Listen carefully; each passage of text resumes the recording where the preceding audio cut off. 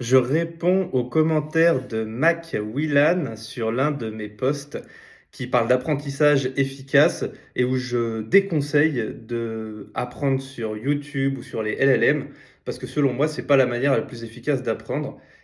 Ce que je reproche notamment à YouTube, c'est que la majorité des YouTubeurs produisent une faible qualité et que ceux qui en produisent une bonne ont la mauvaise incitation. Produire une vidéo de qualité pédagogique, ça demande de l'attention et de l'effort.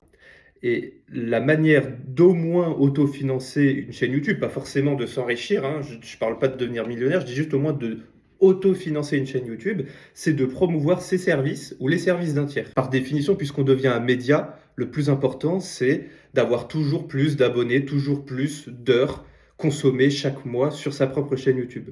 Comment tu résous ces deux objectifs opposés qui sont l'un, le youtubeur professionnel qui veut me faire passer le plus de temps possible sur sa chaîne YouTube, et moi qui veux apprendre le plus vite possible pour développer mon business. Quand on sait que quand on reçoit l'information, on est forcément passif vis-à-vis d'elle et on n'active pas cette génération active. La génération active, c'est le phénomène de gratter soi-même l'information, de créer un lien synaptique ou de le renforcer. C'est un renforcement, une couche graisseuse sur nos liens qui tout simplement renforce notre capacité à se remémorer et à pratiquer une information. C'est tout simplement la création d'un nouveau comportement et c'est l'étape finale de l'apprentissage.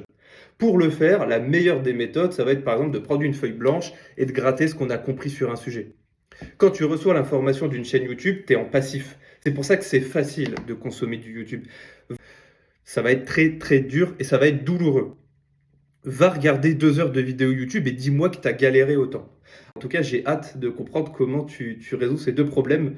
Le fait que les youtubeurs professionnels, ceux qui produisent de la qualité, ne veulent pas que tu apprennes rapidement parce que du coup, ça leur fait une diminution de leurs revenus et ça les empêche d'autofinancer leurs projets.